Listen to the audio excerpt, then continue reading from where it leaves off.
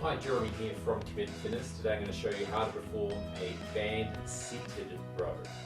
To perform this exercise you will need to have a band, preferably one with handles for comfort. From here you want to get on the floor.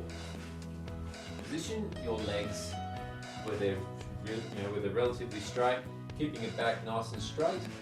And from here you want to make the adjustment so the band is nice and tight in your hands. So either you could wrap this around your feet to make the bands tight if you want to use the handles.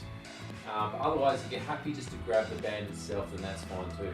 So once again, keep that back nice and straight, and you want to bring this in just to the point that you're getting that nice squeeze in between those shoulder blades.